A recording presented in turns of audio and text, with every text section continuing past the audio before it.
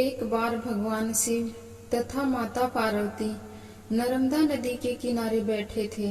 वहां माता पार्वती ने भगवान शिव से समय व्यतीत करने के लिए चौपड़ खेलने को कहा।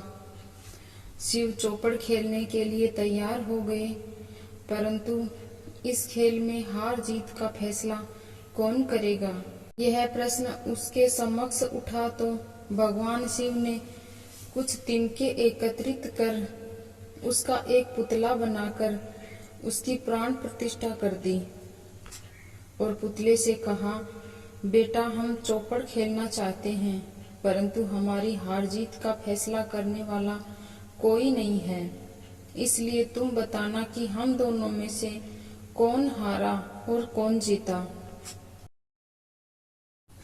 उसके बाद माता पार्वती और भगवान शिव का खेल शुरू हो गया। यह खेल 3 बार खेला गया और संयोग से तीनों बार माता पार्वती ही जीत गई। खेल समाप्त होने के बाद बालक से हार जीत का फैसला करने के लिए कहा गया। उस बालक ने महादेव को विजयी बताया। यह सुनकर माता पार्वती क्रोधित हो गई और क्रोध में उन्होंने बालक को लंगड़ा होने, कीचड़ में पड़े रहने का श्राप दे दिया। बालक ने माता पार्वती से माफी मांगी और कहा कि मुझ अज्ञानतावश ऐसा हुआ है, मैंने किसी द्वेष भाव से ऐसा नहीं किया।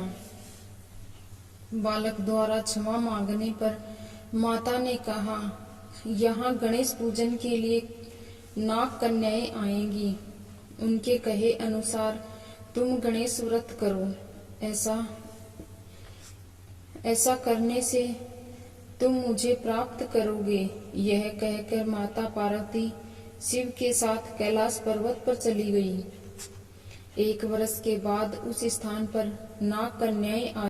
तब नाग कन्याओं से श्री गणेश के व्रत की विधि मालूम करने पर उस बालक ने 21 दिन लगातार गणेश जी का व्रत किया। उसकी श्रद्धा से गणेश जी प्रसन्न हुए। उन्होंने बालक को मनवांछित फल मांगने के लिए कहा। उस पर उस बालक ने कहा, हे विनायक, मुझ में इतनी शक्ति दीजिए कि मैं अपने पैरों से चलकर अपने माता पिता के साथ कैलाश पर्वत पर पहुंच सकूं और वे यह देख प्रसन्न हों। तब बालक को वरदान देकर श्री गणेश अंतर्ध्यान हो गए। इसके बाद वह बालक कैलाश पर्वत पर पहुंच गया और कैलाश पर्वत पर पहुंचने की अपनी कथा उसने भगवान शिव को सुनाई। चौपड़ वाले दिन से माता पार्वती शिव जी के विमुख हो गई थी। अतः देवी के रुष्ट होने पर भगवान शिव ने भी बालक के बताए अनुसार 21 दिन तक श्री गणेश जी का व्रत किया। इस व्रत के प्रभाव से माता पार्वती के मन से भगवान शिव के लिए जो नाराजगी थी वह समाप्त हो गई। तब यह व्रत विधि भगवान शंकर ने बताई माता पार्वती को।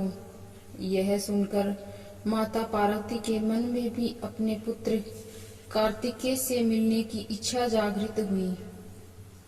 तब माता पिता ने भी 21 दिन तक श्री गणेश जी का व्रत किया तथा दूर्वा, फूल और लड्डुओं से गणेश जी का पूजन अर्चन किया।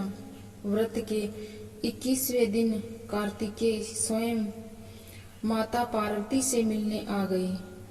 उस दिन से श्री गणेश चतुर्थी का यह व्रत समस्त मनोकामनाओं की पूर्ति करने वाला व्रत माना गया है। इस व्रत को